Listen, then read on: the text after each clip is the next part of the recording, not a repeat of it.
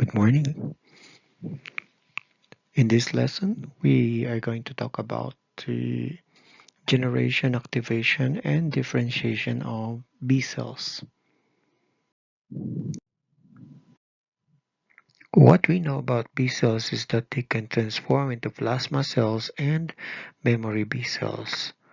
In this presentation, we are going to talk about how this kind of cells are generated to become mature and immunocompetent B cells. We call this, of course, maturation, and later on be activated so that they can transform, and this transformation is called differentiation.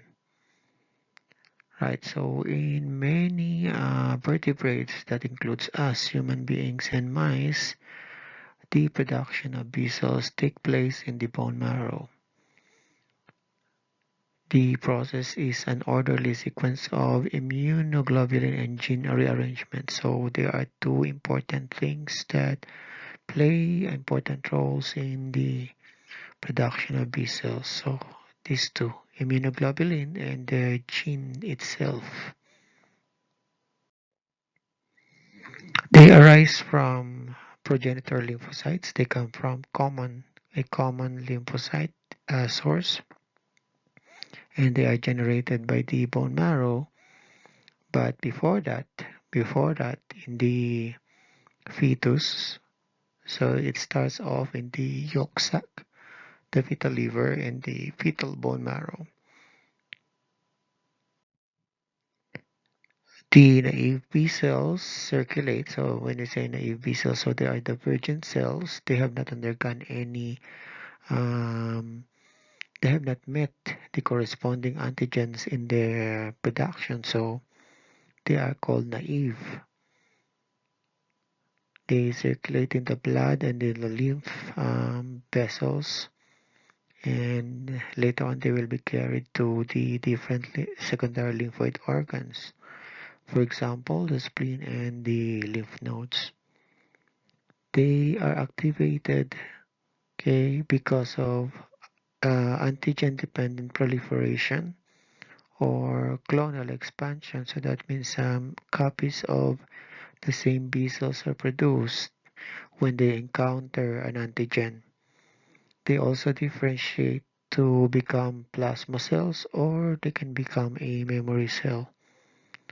The affinity, maturation, and class switching is also possible to happen here. Right, so in this slide we can see first they are produced by the bone marrow, okay, starting off from a progenitor cell. Then because of immunoglobulin and gene rearrangement, they can transform and mature. And this mature B cell will go outside, as we have been told in the previous slide. It can go to the blood or in the lymph. So they become naive B cells at first, okay, and they can interact with T helper cells. And once they meet the corresponding antigen, they will be activated. But suppose they don't meet any antigen, no antigen was present, they will undergo cell death, and that comprises more than 90% of the cases.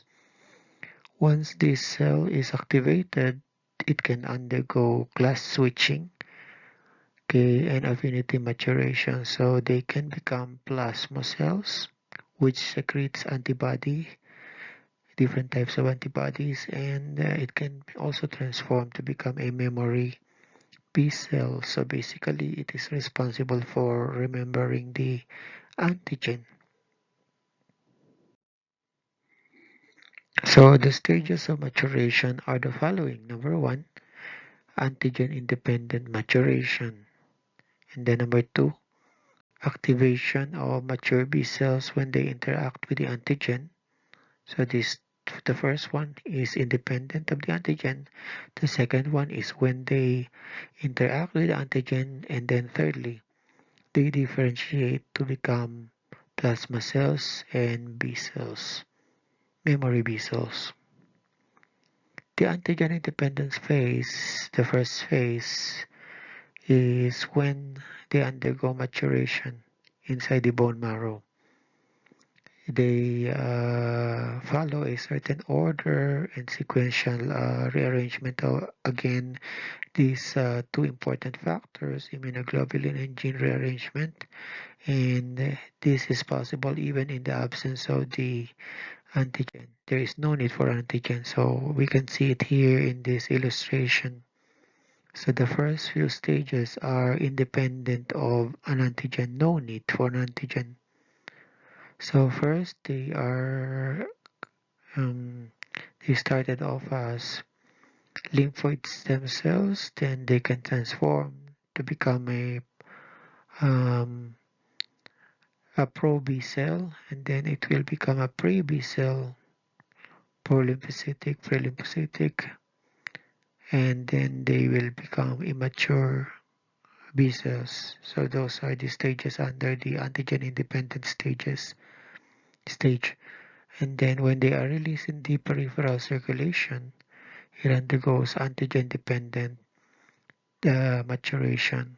So that means they have to meet an antigen, otherwise they will die.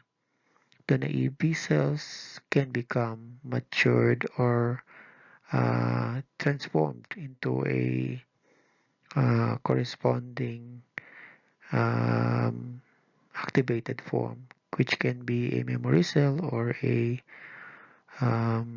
plasma cell.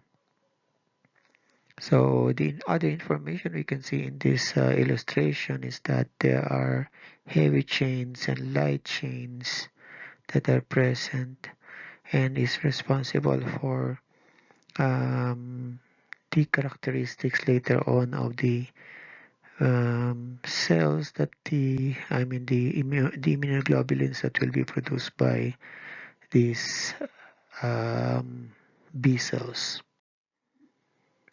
So when immature B cells leave the bone marrow, it can express two types of immunoglobulin in the surface of their cell membrane. This can be IgM or IgD. So these two types of immunoglobulin only have one antigenic specificity, but they are educated, so that means they are provided with information that allow them to interact with specific antigens. If they don't encounter that appropriate antigen, then we call them naive B cells. The activation of the B cells occur in the circulation and also in the secondary lymphoid organs. The proliferation, so the multiplication of the B cell and differentiation happens in the circulation, secondary lymphoid organ, sorry. And then finally, the activation and clonal expansion is affected by the presence of the antigen, and this again can result in generation of plasma cells and memory B cells. And take note that memory B cells stay in the circulation for a longer period of time. If there is no antigen present in the uh, system in our body, then there will be no activation. But in their presence, it will result in the activation of these naive B cells in the blood. Okay, but they don't stay long and more than 90% of them will die. Okay, so this cell death is possible because of apoptosis, which is when the cells lose the sodium-potassium pump in the cell membrane, leading to absorption of water, and later on they can burst. Right, so this is what I just said.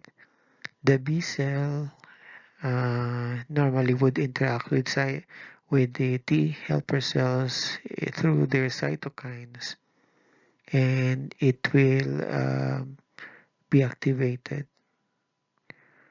right? And then later on, if they don't encounter any antigen, they can die. They can undergo apoptosis. But if they undergo the antigen, then they can transform to become plasma cells and or memory cells. So the composition of the antigen and the structure is influenced by two important routes. So number one is the T cell dependent route. So this requires the presence of the T helper cells. Okay, and what else? An example of this would be proteins, lipoproteins, and saccharides. The B cells are stimulated by those kinds of antigens, these antigens, and what the kind of antibody that they produce would be IgM and IgG. Right, so those antibodies have longer lifespan. Okay, and also activation by this route can result, so it typically results in memory production of memory B cells. The other one is the T cell independent antigens. They can also activate the B cells without direct participation of the T helper cells. So even without the T helper cells, they can undergo activation. And they usually involve the kind of structure, substance that can initiate this process are the lipids. However, the antibodies that are produced are weaker, so there is less antibodies that are produced, and now memory cells are formed. The kind of antibody that will be produced by the cells are usually IgM in nature, and this is what we call low class switching, low level of class switching. Okay, when we say humoral response, this is something to do with the production of antibody, and it can be divided into primary and secondary response. Primary response is when the cells meet the antigen for the first time, while the secondary response would be the second time or the succeeding time when the cells would be encountering the same antigen. So as we know, these B cells can transform. So from naive B cells, when they meet the antigen for the first time, they can transform into um, memory B cells, and they can also become plasma cells. So suppose if they are memory B cells, so they will remember the same antigen, right? So what will happen when they do? So there will be production of different types of antibodies, immunoglobulins, and they can also have variable onset of response. So that means they can respond immediately or can be delayed. And then the amount of antibody can also be variable. We can see it here in this illustration. So this is the first time primary response, and this is the second time when the same antigen is found in the by the immune system. So we can see that the amount of the antibody produced during the primary response is lesser compared to that of the secondary response. And the kind of antibody that predominates is usually IgM for the primary response, but in the secondary response, the most common type of antibody would be IgG. Right, so this is also the reason why there are at least two dosage for immunization. But of course, this is also not always the case in some people. In some people, as we said, the onset of response may be delayed, and the amount of antibody may also be variable. So that calls for the third dose, so which we call the booster dose, and there must be a time period before the introduction of the second antigen. Right, so this is to compare the primary and secondary response. So the kind of responding cell would be the naive B cells for the first time, and they will be the memory B cells for the second time. The lag period between the when the antigen is produced or administered is about 47 days, and it's usually very fast for the memory B cells for the second response. And the response would take about 7 to 10 days for the primary response, okay, but shorter for the secondary response. Magnitude of peak antibody response depend on the antigen, and the secondary response is usually stronger compared even about 100 times or even 1000 times than the primary response. The isotype or the kind of antibody that is produced is usually IgM for primary, while it's IgG for the secondary. These antigens are thymus dependent or independent, while for secondary response, this is thymus dependent. And the affinity toward the antibody is lower in the primary response and higher for the secondary response. So that means it's more related to antibodies. To regulate or control the production or the production and the development of B cells, we need certain factors, transcription factors. We remember that this process called transcription is when the RNA is transformed to become a DNA, and that is where the message starts.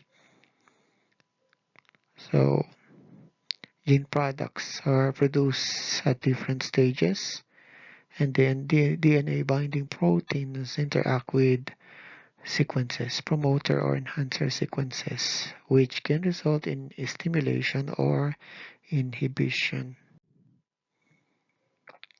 There is a substance which we call the B cell specific activator protein or BSAP, and this is the main transcription factor.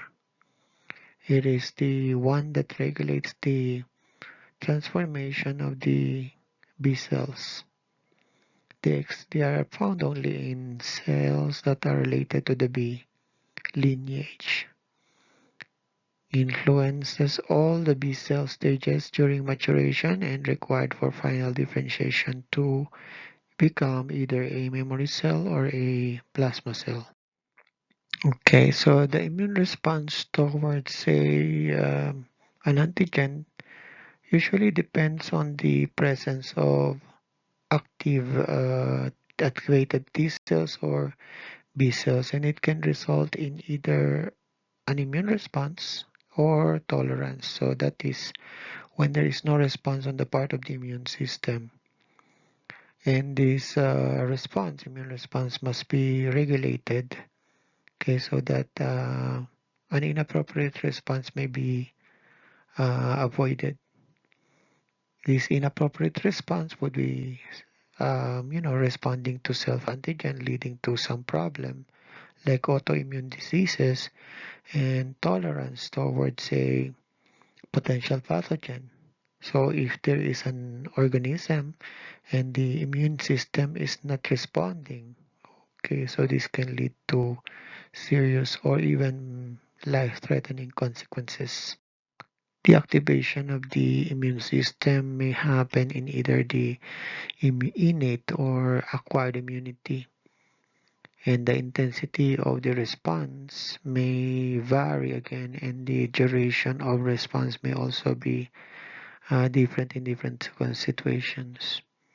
The presence of a competing antigen can also play a part in the regulation of the response. the presence of an antigen a specific antibody can suppress the B cell response to that antigen. So that if there is already an antibody that is present, okay, the B cells will stop producing the more copies of itself, no more of the proliferation and the binding of antigen antibody complexes by the antibody receptors, okay, will reduce the signal, okay, by the B cell receptor. The presence of the circulating antibody will lead to inhibition of the B cell response. It can also produce cytokines from the T cells, and this can produce some kind of effect to regulate the production of B cells. Right, so that is the last slide. This is now the summary. What have we taken up for this presentation? We know that B cells are produced in the bone marrow and they undergo activation and differentiation outside the bone marrow. So basically, activation happens in the blood or even the secondary lymphoid organs. This differentiation happens primarily in the secondary lymphoid organs. Activated B cells can give rise to two types of cells. One is the plasma cells, or the other one is the memory B cells. During the B cell development, there is this sequential IgG gene rearrangement that is responsible for the transformation of the pro B cells to become an immature B cell. Okay, this immature B cell or the naive B cell can express in its cell membrane the presence of IgM or IgD type of antibodies in the surface. The signal transduction process, thus it's triggered by the engagement of the B cell receptor, will result in B cell activation, and many changes will happen in the cell. Right, so when a self-reactive B cell receptor is found in the bone marrow, negative selection of the self-reactive immature B cells will happen. So that is why it's no longer necessary to have an antigen present for the B cells to be produced. So there are many things that are parallel with the B cell and the T cell activation.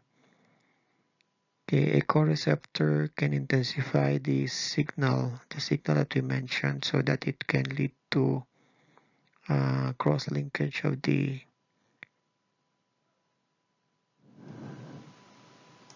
So that would conclude the presentation on the generation, activation, proliferation, and differentiation of B cells to become plasma cells and memory cells.